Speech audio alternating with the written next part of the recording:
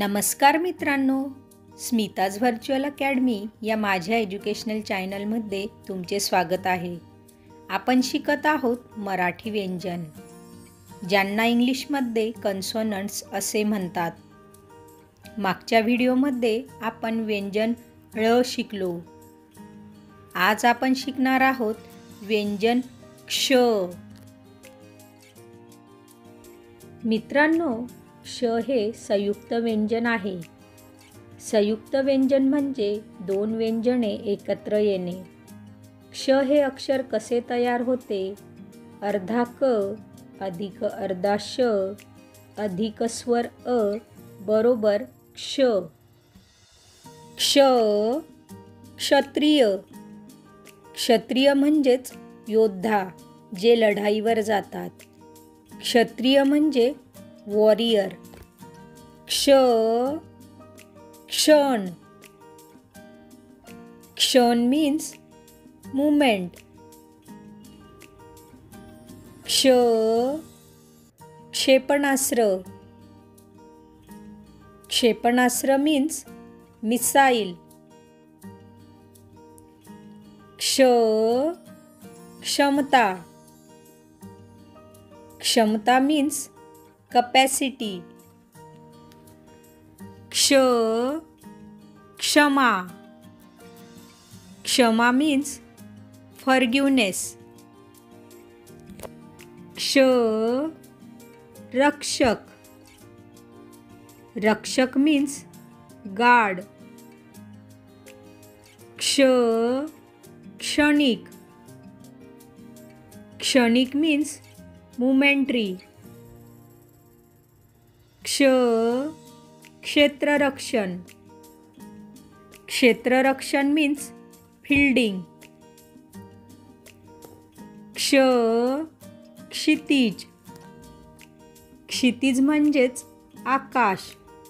क्षितिज means sky। क्ष पक्षी। पक्षी means bird। क्ष राक्षस। राक्षस means demon। क्ष साक्षीदार।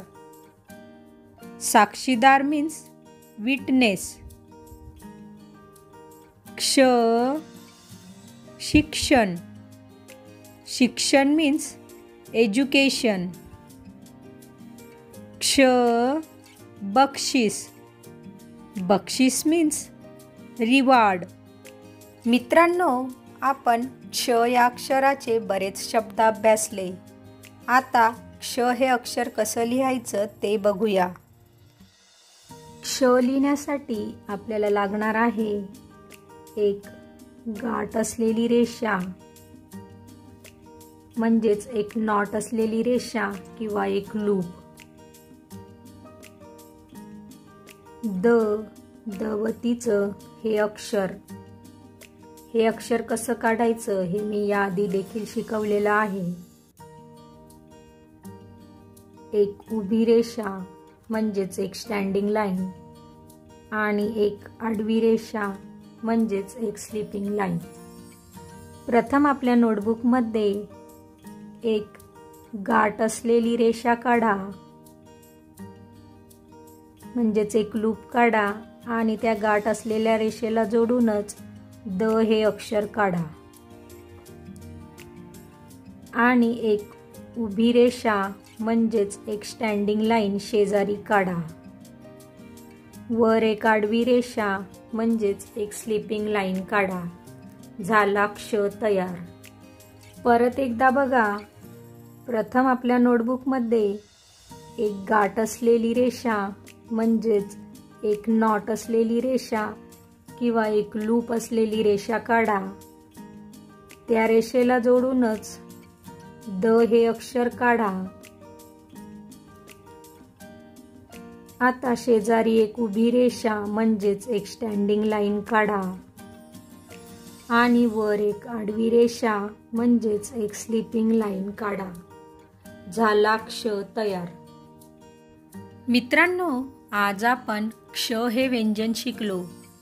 पुढच्या व्हिडिओमध्ये आपण ज्ञ हे व्यंजन शिकूया.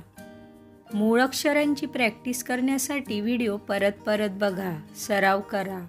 असेच शैक्षणिक व्हिडिओ पाहण्यासाठी माझं चॅनल जास्तीत जास्त सबस्क्राईब करा, लाईक करा, आपल्या मित्रांसोबत शेअर करा आणि बेल आयकॉन प्रेस करायला विसरू नका. थँक्यू.